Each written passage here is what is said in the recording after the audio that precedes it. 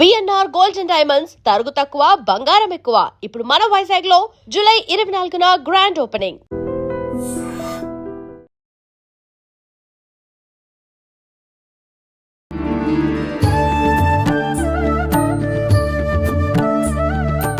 నమస్తే అమ్మా. నమస్తే అమ్మ, ఇప్పుడు ఇది మీ గురించే క్వశ్చన్. అబ్బో. అంటే మనం చాలా సార్లు మాట్లాడుకున్న సందర్భాల్లో ఫుడ్ గురించి మాట్లాడుకున్నప్పుడు నాకు వంటలు రావే అంటారు. మా ఆయనే పచ్చళ్ళు పెడతాడు, అది ఇది బాగా వంటలు చేస్తాడు. కానీ కొంతమంది ఇంట్లో మగవాళ్ళు వంట చేయడం సంగతి పక్కన పెడితే ఆడవాళ్ళు వండుతున్నప్పుడు సహాయం చేస్తేనే మగోడితో పని చేపిస్తున్నావు, నీకు అంత ఒళ్ళు బలిపేంటి అని మాట్లాడే వాళ్ళు కూడా ఉన్నారు. అంటే ఇంట్లో హస్బెండ్ వంట చేయొద్దా? ఇంట్లో వైఫ్ కి వాళ్ళు హెల్ప్ చెయ్యొద్దు అంటారా అమ్మ? ఇలాంటిది ఒక అమ్మాయి కన్నీళ్లు పెట్టుకొని వచ్చింది, ఏడుస్తూ వచ్చింది. నీ కళ్ళల్లో కూడా నేను నీళ్లు చూశాను బంగారు తల్లి. నిజంగా నాన్న, ఏంటంటే ఆ అమ్మాయి యూఎస్ నుంచి వచ్చింది. రాత్రిపూట అంతా జాబ్ చేయాలి, అవును, పగలంతా వంట చేయాలి. పని ఓపిక లేక ఏరా నువ్వు కూరగాయలు తరుగుతావా అని అంటే, మొగోడిని కూరగాయలు తరగమంటావా నా కొడుకుని? మరి యూఎస్ లో కలిసి చేసుకుంటారు కదా నాన్న, చెరొక పని షేర్ చేసుకుంటారు కదా నాన్న. ఇద్దరు మంచిగానే ఉన్నారు, మధ్యలో పుల్ల పెట్టింది ఎవరు? అది సంగతి. మరి అందుకే పెద్దలు ఉంచుకోవట్లేదు అని అంటే రీజన్ ఇదే నాన్న. ఎందుకంటే వాళ్ళ మడి అని, చాదస్తము అని, వీళ్ళు చేస్తే నచ్చదు అని, ఈ వంటలు ఈ రకంగానే చేయాలని, ఎలాగైతే వాళ్ళు జీవితకాలంలో నిజానికి పెద్దవాళ్ళు చాలా కష్టపడి పైకి వచ్చారు. నేను వాళ్ళని కూడా మనం వ్యతిరేకించడానికి లేదు, వాళ్ళు అలా మోల్డ్ అయ్యారు కష్టంలో. కానీ టెక్నాలజీ మారుతున్నప్పుడు, వాతావరణ పరిస్థితుల చూడన్నా, నాకు 60 ఏళ్లకు బొక్కలు రిపోయినంటే ఒక పని ఉంది. మీలాంటి పిల్లలు 35 పిల్లలు వచ్చి మాకు మోకాళ్ళ నొప్పులమ్మా అంటారు. అలా పిల్లలు అన్నప్పుడు అర్థం చేసుకోవాలి కదా మనము. ఏమైందే, మేమంతా 9 నెలల పిల్లలము బస్సులలో తిరిగినమే, ఏమైంది అని నేను ఆన్సర్ ఇచ్చాను అనుకో, నేను ఏ దునియాలో ఉన్నట్టు, ఏ లెక్కలో ఉన్నట్టు కదా. కాబట్టి క్వశ్చన్ ఎవరన్నా అడిగినప్పుడు వయసుదు ఒక్కొక్కళ్ళకు ఒక్కొక్క తీరుంటారు. 5 చేతులే ఒక రకంగా లేవు. ఈ విశ్వ నియమాలు నేను రాసినప్పుడు కనుక్కున్న సత్యం అదే నాన్న. ప్రతి మనిషిలో ఒక ఎనర్జీ ఉంటుంది. ఆ ఎనర్జీ లెవెల్స్ నీకు 10% రావచ్చు, పూర్వజన్మ సుకృత. కొంతమందికి 50% రావచ్చు, కొంతమందికి 60% రావచ్చు, కొంతమందికి 70% రావచ్చు. అలాగా వస్తున్నటువంటిది ఏదైతే ఈ మొండితనము, ఇలా క్వశ్చన్స్ వేయడము, అవన్నీ ఎలా వస్తాయంటే వాళ్ళకి నిజానికి వాళ్ళకి తెలియదు వాళ్ళు అలా ప్రవర్తిస్తున్నట్టుగా. వాళ్ళ సబ్ కాన్షియస్ మైండ్ ఫీలింగ్తో సహా 14 నెలల నుంచి, మనం పసిపిల్లలుగా 14 నెలల నుంచి 7 సంవత్సరాలు ఉన్నప్పుడే ఆ సబ్ కాన్షియస్ మైండ్ డెవలప్ అయిపోతుంది. అంటే వాళ్ళు ఏ ఊర్లో పుట్టి పెరిగారో ఆ ఊర్లో సంప్రదాయాలు కానీ, ఆ ఊర్లో ఫుడ్ కానీ, ప్రకృతి సిద్ధంగా కొన్ని ఊర్లలో చింతకాయలు పచ్చడి ఖచ్చితంగా పెట్టుకుంటారు, ఎందుకంటే ఆ ఊర్లో చింతకాయలు. కొన్ని ప్రాంతాల్లో మామిడికాయ, కొన్ని ప్రాంతాల్లో గుమ్మడికాయలు, కొన్ని ప్రాంతాల్లో సోరకాయలు. అలా ఒక్కొక్క రకమైన ప్రాంతాల్లో పండినటువంటి ఆహారమే వాళ్లకు జీవనంగా ఉంటుంది. అదే ఆహారము, పద్ధతులు సబ్ కాన్షియస్ మైండ్లో ఉంటాయి. ఆ పూజలు, ఆ వ్యవహారాలే. మరి మీ ఇంటి ఆచారము నీవు గురించే నీవు ఆలోచిస్తున్నావు నీ సబ్ కాన్షియస్ మైండ్లోని. మరి వేరే ఆమె కూడా వచ్చి మీ ఇంట్లో ఉన్నప్పుడు ఆమె సబ్ కాన్షియస్ మైండ్లో కారం తినకుండా చప్పగా చక్కెరేసుకొని తినే అలవాటు ఉన్నామే మీ ఇంటికి వచ్చిందనుకో, ఆమె అడ్జస్ట్ కావడం ఎంత కష్టం. కాబట్టి ఈ సబ్ కాన్షియస్ మైండ్లో ఎన్ఎల్పి ట్రైనింగ్ అంటూ తప్పనిసరిగా ప్రతి ఒక్కళ్ళు తీసుకోవాలి. అదే ఇప్పుడు అట్రాక్షన్ ఆఫ్ లా అంటున్నామమ్మా. అట్రాక్షన్ ఆఫ్ లా అంటే ఏమీ లేదు ఇందులో. ఇది 7th లా, నేను రాసిన 12 సూత్రాల్లో 7వ సూత్రము. అంటే అర్థం ఏంటిది? ఏవైతే నీకు అలవాట్లు ఉన్నాయో, హ్యాబిట్స్ ఉన్నాయో, నీలో ఉన్నటువంటి లోపాలు ఏవైతే ఉన్నాయో, మనం పుట్టి పెరిగినప్పటి నుంచి పసి పిల్లల్ని చూడండి మీరు, 5 ఏళ్ల పిల్లల దాకా అది నడుస్తుంటేనే రే పడిపోతావురా అంటుంది. అక్కడ దూరం నుంచి ఎవరో కొత్త ఆవిడ, మన ఫ్యామిలీ సభ్యులు కాకపోయినా, మనం ఎవరినన్నా బేబీ అటెండర్లను పెట్టుకున్నప్పుడు కింద పడతావు, నెత్తి బలుగుతుంది, వాళ్ళు ప్రతిదీ నెగటివ్నే మాట్లాడతారు. అమ్మమ్మలు తాతయ్యలు వచ్చేసి పడిపోతావురా అంటే, నడుస్తూ ఉంటే పడడం సామాన్యమని, పర్వాలేదురా పడితే కూడా నీకేమవుతుంది, నిలబడ్డం వస్తుందని ఒక్క పాజిటివ్ మాట కూడా మన జీవితంలో మనం వినం నాన్న. నీకు తెలివి లేదురా, నువ్వు అసమర్థుడిరా, నీ తెలివితేటలు పెరగాలంటే చాలా కష్టము, నువ్వెప్పుడన్నా ఐఏఎస్ ఐపీఎస్ అయ్యే మొహన్లాగన్నావా, బర్లుగాసే గుర్రగాసే వెదవలాగున్నావు అంటే ఇలాంటి నెగటివిటీ మాటలే మన బుర్రలో ఉండి మనలో ఉండే సామర్థ్యాన్ని నెట్టివేస్తున్నారు. అప్పుడే మనకి అట్రాక్షన్ అలా ఫలించటం లేదు నాన్న. అర్థమైంది కదా.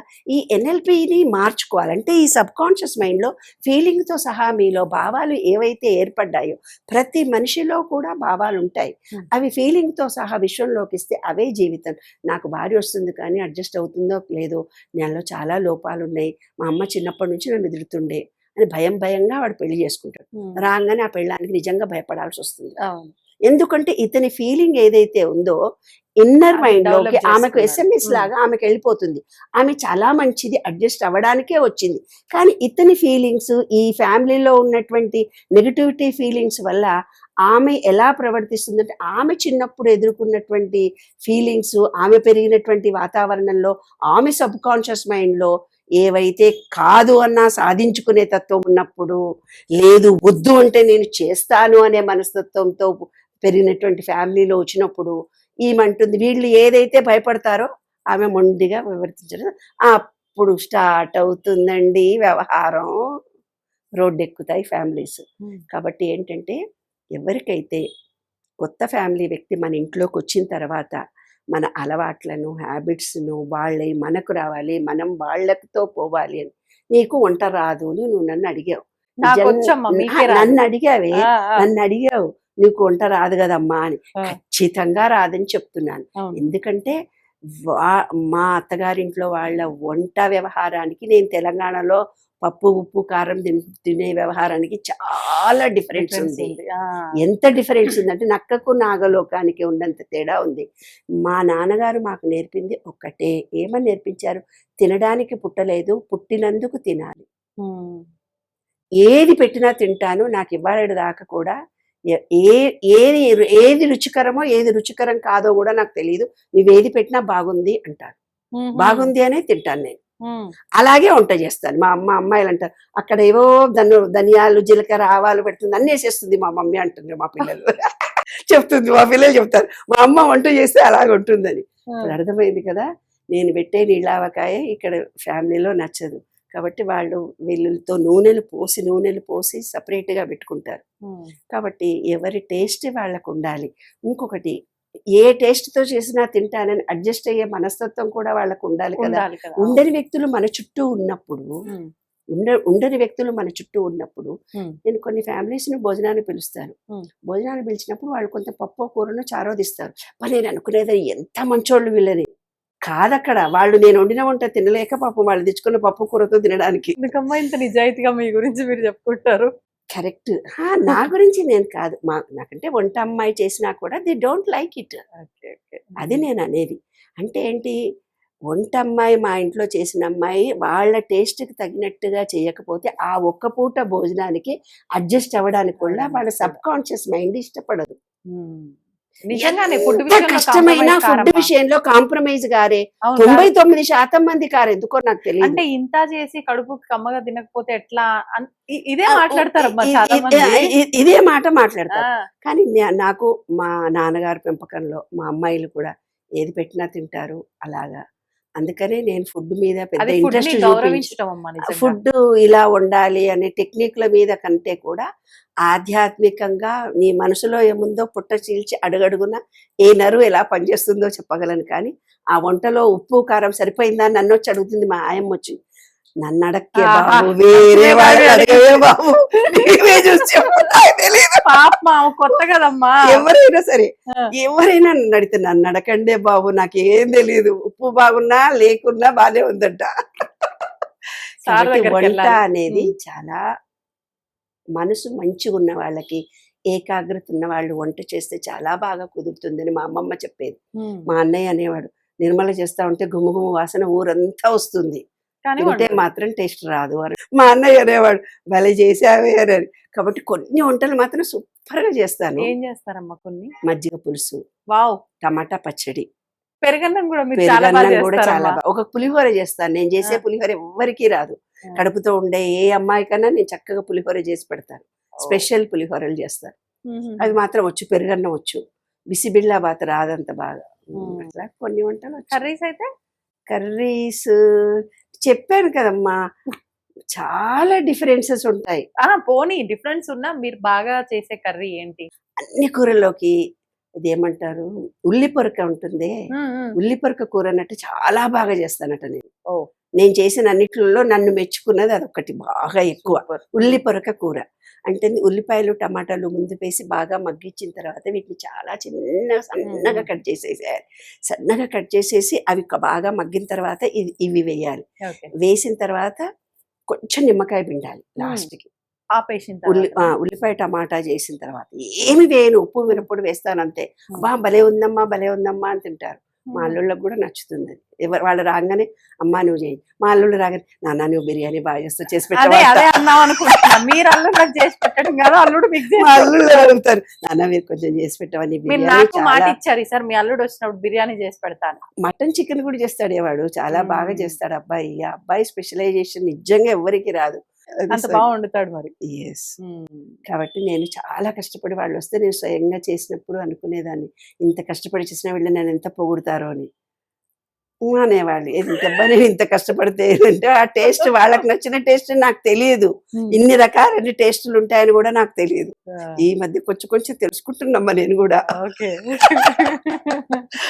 నాలెడ్జ్ పెంచుకుంటున్నా కుకింగ్ లో. ఆ ఒక్కటి అడక్కు, అందరికి అన్ని రావంటారు. అట్లా మీ కుకింగ్ లో వీక్ వీక్ అసలు పట్టించుకులే. మా నాన్నగారు తిట్టేవాళ్ళు, వంట గురించి పట్టించుకోకు, చదువు చదువు చదువు చదువు చదువు, క్యారియర్ చదువు చదువు చదువు చదువు. నాన్నగారు గొప్ప అస్ట్రాలజర్, నీ మొహం చూసి నీ జీవితం అంతా చెప్పేసేవాళ్ళు. అలాగా నేను ఒక ఎన్నో సంవత్సరాలు నేర్చుకున్న అస్ట్రాలజీ నేను ఒక 3 రోజులలో చెప్పేస్తానమ్మా అని చెప్పేవాడు నాకు.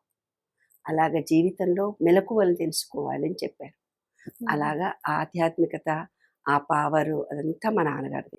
ఇప్పుడు నేను చెప్తున్నటువంటి ఈ విశ్వ నియమాలలో చెప్పే విశ్వ రహస్యాలని ఇవేమన్నా పండితురాలవా అని అడిగాడు ఆయన. నేను కవిత్వం రాశాను, లెక్కల టీచర్ నండి నేను, అంతే. సైకాలజీ కౌన్సిలింగ్లో అనుభవమే తప్ప నాకు నేనేం పెద్ద పండితురాలని కాదు, వేదాలు చదవలేదు, శాస్త్రాలు చదవలేదు, ఏమీ లేదు. కానీ అన్నీ చదివినటువంటి జ్ఞానము, అన్నీ చదువుకోగలిగినటువంటి పరిస్థితులు మా చిన్నప్పుడు ఉన్నాయి మాకు. వేదాలు, ఉపనిషత్తులు, అస్ట్రాలజీ, పామిస్ట్రీ, న్యూమరాలజీ అన్నిటి గురించి అవగాహన ఉంది. అంత మంచి ఫ్యామిలీ నుంచి వచ్చాను. అది నాన్నగారు ఇచ్చినటువంటి. ఏమో అమ్మ, నిజంగా అంటే మీరు పెరుగన్నం కలుపుతాను అంటే ఇప్పుడు నేను ఏదో ఒక సెటైర్ వేసేదాన్ని, కానీ మొన్న మీరు కలిపిన పెరుగన్నం తిన్నా కదా, అసలు ఆ మాట అనలేను నేను. అందుకే అనలేదు. నిజంగా ఎంత అద్భుతంగా నేను మళ్ళీ పోయి నేను ఇంట్లో ట్రై చేసిన నెక్స్ట్ డే, కానీ నాకు రాలేదమ్మా ఆ టేస్ట్. నిజంగా మజ్జిగ కూడా అంత మందికి పంచుతాను, సమ్మర్ అంతా స్పెషల్ గా ఉంటదట నా టేస్ట్.